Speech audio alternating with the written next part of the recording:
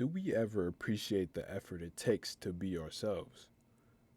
Or do we take for granted the life we've been given by not living it? Many people die before they allow themselves to live. The lives we live are full of ambiguity. I think it's a great opportunity to exert your own influence over yourself. That is to say, stopping yourself from just existing and allowing yourself to live. Life is going to be uncertain at almost all of its points.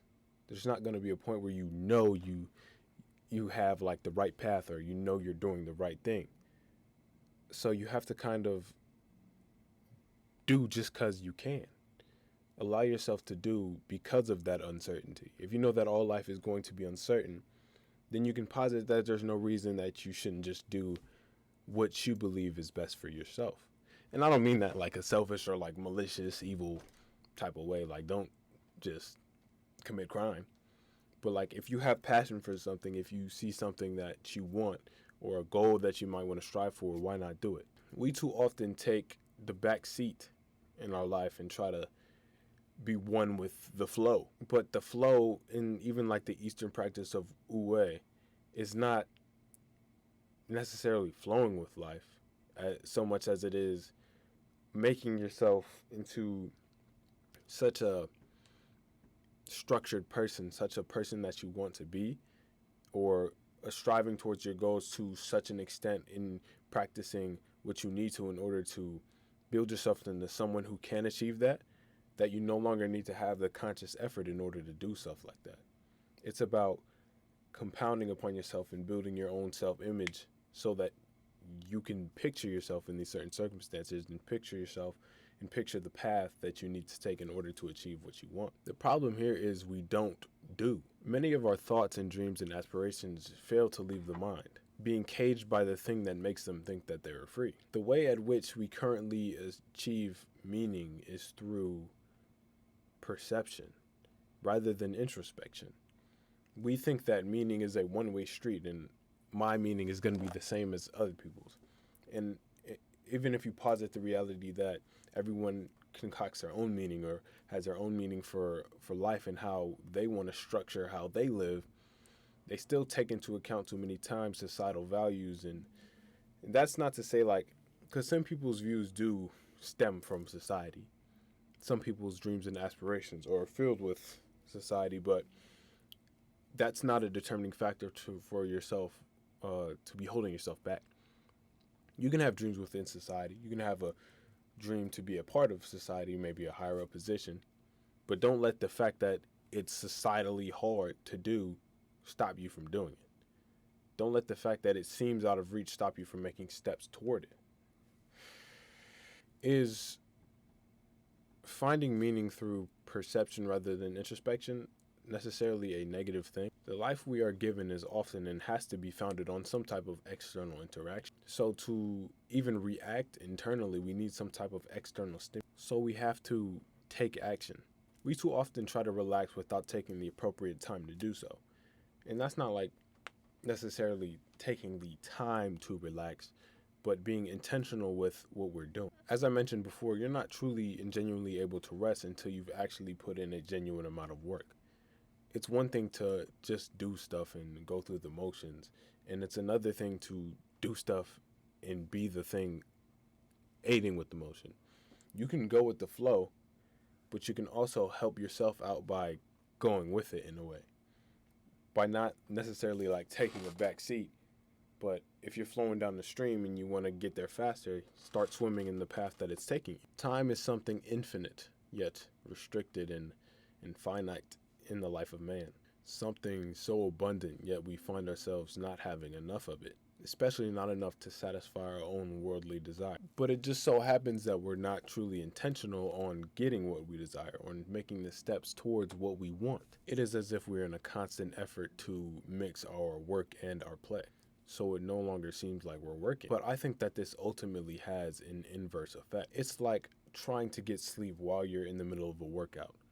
Trying to rest while in action. Doing two actions that are contradictory of each other in conjunction so as to make one action, the one that you necessarily don't want to do, seem like less of that action.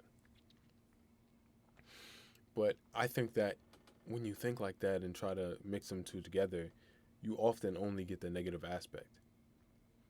Like when you are trying to do work and then you just look at your phone for a second, it's not like the phone gives you any relaxation. It just makes you feel more stressed and you just realize that you lost more time. You're still in the mode of doing that work. I think that there must be a separation between work and play in order to truly feel and experience what it means to rest and to be grateful for what it is that you have achieved. It's like being intentional with what you do so you actually feel like you did it for a reason or for a purpose rather than letting this short term gratification stop you from, uh, like diving deep in and achieving what you want intentionally and allowing yourself to be as you are rather than trying to mix up realities. I think that's part of the issue as well. We're trying to take different spheres of life and mix them together and expecting it to be something great. But the thing is, when you're mixing something so positive and something maybe you view as mundane or negative, you mix them together, you're just going to get that. It's going to be pretty flat. So it's not going to feel like you're really doing anything. And with the short term gratification and the way we value things in this world, it's going to feel boring. Peace is not something that we associate with happiness too often, until our later life. We think that happiness has to be some constant pow, some constant, you know, stimulus that makes us feel real uppity, and that peace is not appreciated. So it's gonna feel like it's tragic. So either we need to do better at appreciating the peaceful moment created through mixing these spheres of life, or stop ourselves from separating them so we can experience what it means. Like, if you bog down and do your work and you do all this stuff, and then you take your tests and you do good because you worked hard, afterwards you're going to feel even better. It's like the Puritan work ethic, doing small things now and sacrificing some of your now in order to have a great future. And sometimes we need to kind of restrict ourselves from the short term gratification through like social medias and other things, like our mundane addictions, in order to, like cleanse our own brains of this idea of, always being stimulated or always being feeling great. Sometimes you have to have bad days in order to have good, like light is in reference to dark.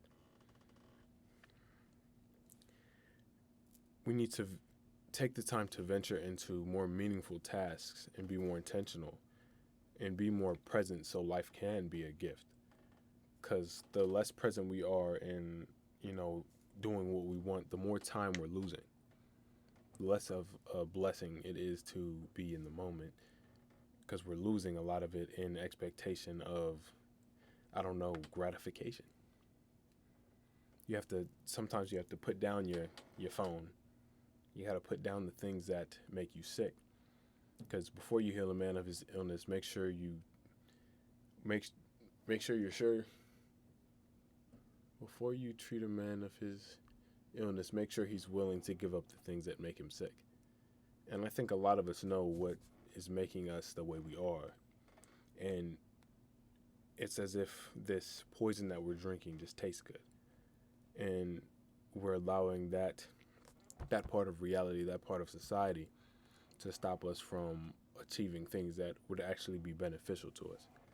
So the idea is to be conscious with what you do. So you're allowing yourself to have the duality of relaxation and work, to allow yourself to experience both light and dark.